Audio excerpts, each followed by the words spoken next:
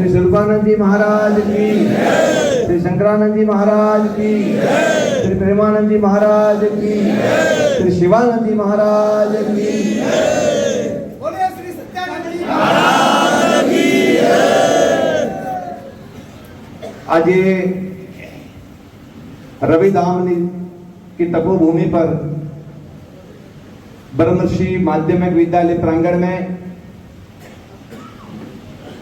ब्रह्म समाज पुरोहित समाज के इस सम्मेलन में हमारे अतिथि मेहमान गुजरात विधानसभा के अध्यक्ष एवं पूरे एशिया में जिसका नाम है और ऐसी हमारी बनास डेयरी के चेयरमैन श्री शंकर भाई चौधरी का इस प्रांगण में और इस गांव में इस ब्रह्म समाज में आपका खूब खूब स्वागत है और खूब खूब अभिनंदन है। साथ ही आज इस कार्यक्रम में मंच पर विराजमान समाज के आगेवान और हम सबके प्रिय और भारतीय जनता पार्टी के सबसे पुराने में पुराने कार्यकर्ता और पदाधिकारी श्री वसंत भाई पुरोहित, श्री गणपत भाई, श्री रमेश भाई, श्री अशोक भाई, श्री और रमेश भाई और हमारे गणपत भाई, रत्ना जी, दशरथ भाई, हमारे सरपंच और जितने भी गणमान्य विराजमान हैं इस मंच पर, उन सभी को मैं हृदय की गहराइयों से खूब खूब शुभकामनाएं और आशीर्वाद देता हूं।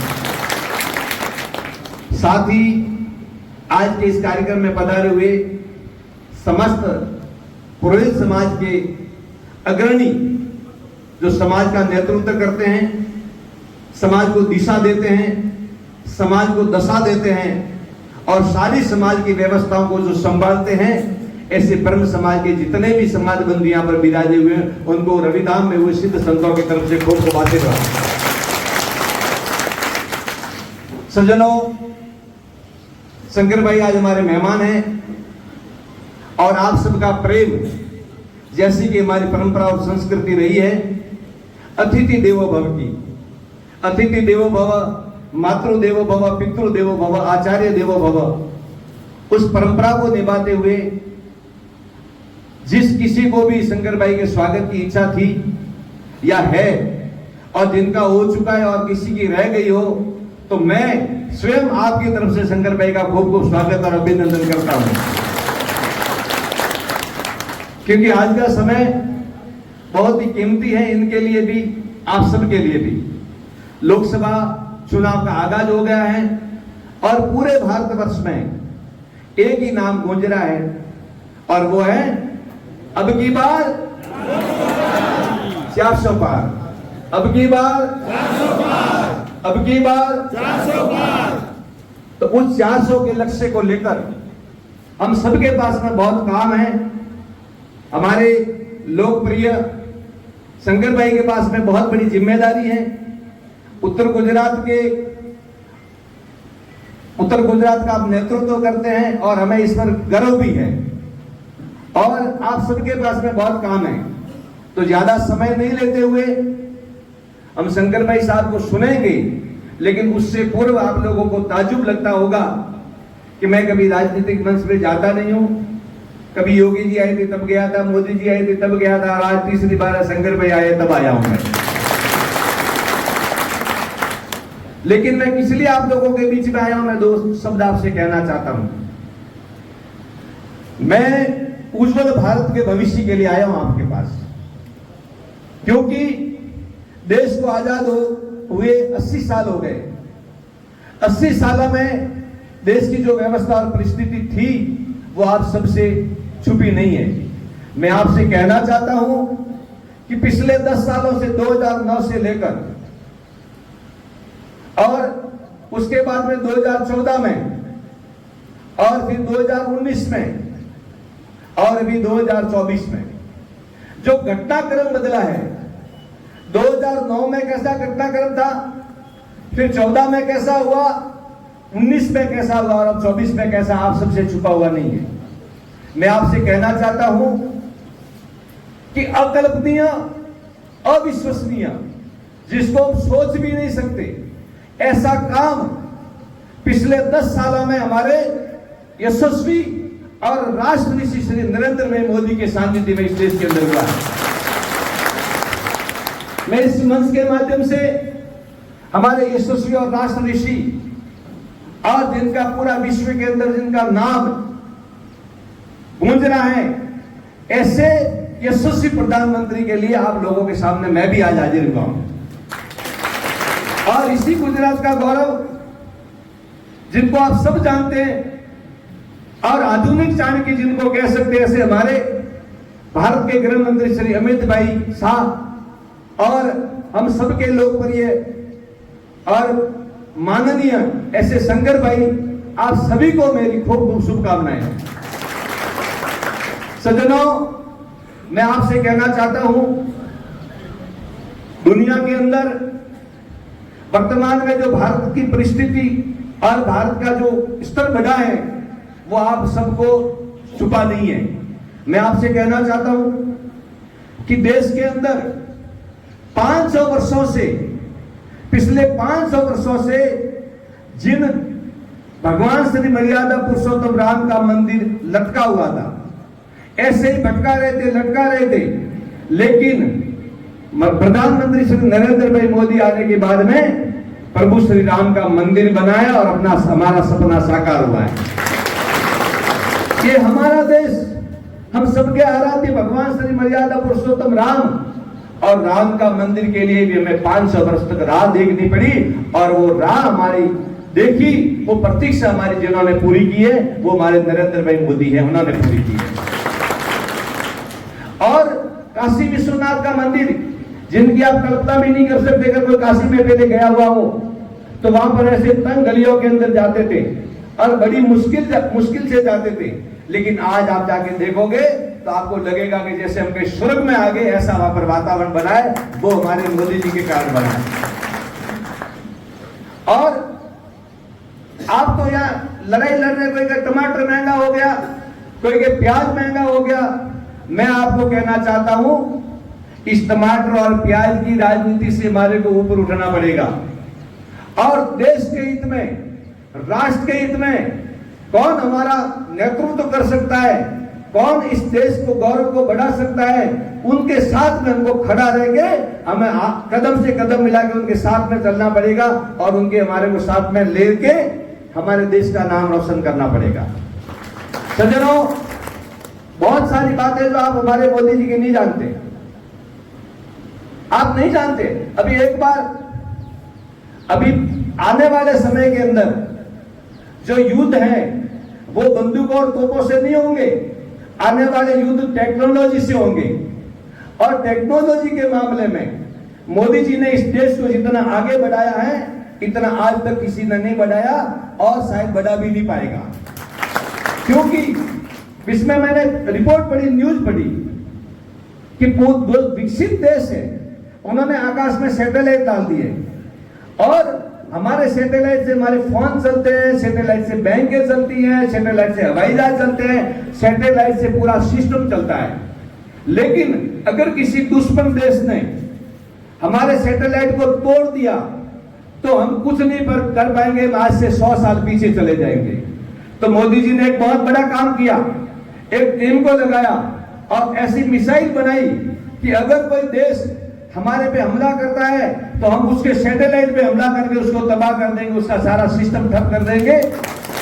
और वो काम किया, 28,000 किलोमीटर की परिक्रमा काटता है सैटेलाइट उपग्रह, और उसको तोड़ने के लिए यहाँ से मिसाइल छोड़ी और उधर से 28,000 किलोमीटर की स्पीड से सैटेलाइट बढ़ रहा है और यहाँ से मिसाइल बढ़ी और दोनों का आमना सामना हुआ और सैटेलाइट को तोड़ दिया। ऐसा अभी हो सकता है, पहले नहीं होता था। पहले आप देखिए, बांग्लादेश के बॉर्डर पे हमारे सैनिक पहरा भरते थे। जब पहरा भरते थे, मुझे याद है वो रिपोर्ट, पहरा भरते हुए बांग्लादेश के सैनिकों ने हमारे सैनिकों का अपहरण किया और उनके साथ में जुल्म किया, उनके साथ में अत्याचार किया और अत्याचार करके उनकी आंखें फोड़ दी और उनकी आंखें निकाल दी। और आंखें निकाल के कांग्रेस की सरकार की तरफ आंखें निकाल के एक लंबी लकड़ी लेके पैरों से जैसे बांधा उनको, और ऐसी हालत की थी कि जी मैं कल्पना भी नहीं कर सकता, आप सोच भी नहीं सकते। यही पाकिस्तान जब देश के अंदर सैनिक पहरा करते थे, उनका अपहरण करते थे, उनकी टुकड़ियां अपहरण करके ले जाती थी और गले काट देती थी। लेकिन आज अभिनंदन उतरे थे गलती से पाकिस्तान में, लेकिन पाकिस्तान को बाकायदे के साथ में, आदत के साथ में भारत के लिए सौंपना पड़ा, भारत की बॉर्डर तक पहुंचाया। ये हमारे मोदी जी कर सकते हैं और कोई नहीं कर सकता।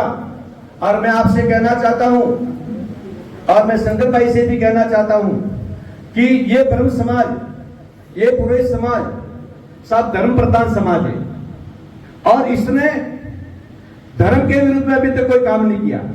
दया इसके कूट कूट के इसके हृदय में भरी हुई है, और इस समाज की विचारधारा जनसंघ से लेकर जिस दिन भाजपा की स्थापना हुई तब तक इस ब्रह्म समाज की, इस पुरोहित समाज की श्रद्धा और प्रेम और आशीर्वाद मिलता रहा है। और भारतीय जनता पार्टी की स्थापना होने के बाद में, अभी हमारे वसंत भाई बता रहे थे 1980 के बाद में यही ब्रह्म समाज आज तक बीजेपी के सिवा कहीं वोट नहीं करता है, और कहीं किसी को कोई कितना ही सिखाए, लेकिन बूथ पे जाके उनकी मती घूम जाती है और जाके मंडप फूल पे वोट करता है आज भी ये समाज। और मैं समाज से भी आशा करता हूं, आपको विश्वास दिलाना चाहता हूं कि भूतकाल में भी ये ब्रह्म समाज भाजपा के साथ में रहा है, वर्तमान में भी रहेगा और भविष्य में भी रहेगा, ऐसा मुझे विश्वास है। और मेरे से आने से पहले काफी लोगों ने मुझे भी बातें कही। वसंत भाई को तो सुबह से टॉर्चर कर ही रहे, वसंत भाई 10 बजे से 9 बजे से लेकर लोगों को समझा रहे। काफी लोगों ने शिकायत है कि किसी का कोई काम है, किसी का कोई काम है, लेकिन सबसे बड़ा जो हमारा काम है वो मैं शंकर भाई को ध्यान में लाना चाहता हूं, और मुझे विश्वास है उसको अमल में भी लाएंगे। क्योंकि आपने जो काम, मैं गया हूं वाव थराद, जब पहले भी जब वाव थराद जाते थे और आपके उस कच्छ की तरफ जाते थे तो कैसी स्थिति थी कि घर का मुखिया नहाता था खटिया पे बैठकर, और उसके नीचे एक तगारा रखते थे, उसमें मैला पानी इकट्ठा होता था और उसी पानी के अंदर कपड़े धोते थे, पीने का पानी नहीं था। लेकिन मैं आज जाता हूं वाव थराद के अंदर और कच्छ के अंदर जाता हूं तो तालाब भरे हुए हैं, वहां पे फुगले चल रहे हैं, हंस सक रहे, जैसे 50 साल पहले रवि की स्थिति थी वैसी स्थिति वहां पे हुई है। ये आपके कारण हुई है, आपके परिश्रम से। मैं प्रशंसा नहीं कर रहा हूं साहब आपकी, जो हुआ है मैंने आंखों से देखा है, उसकी मैं अनुमोदना कर रहा हूं। मैं अनुमोदना कर रहा हूं कि उन्होंने ऐसा काम किया है। आपसे बहुत अपेक्षा है सभी को, इस क्षेत्र को, इस ब्रह्म समाज को, तो आने वाले समय के अंदर लोगों की पानी की समस्या दूर हो, और जल ही जीवन है। अगर इस बात को आगे बढ़ाया जाएगा तो हमें बहुत खुशी होगी। अगर ये बात आपको अच्छी लगती है तो एक बार जोरदार से शंकर भाई के लिए तालियां।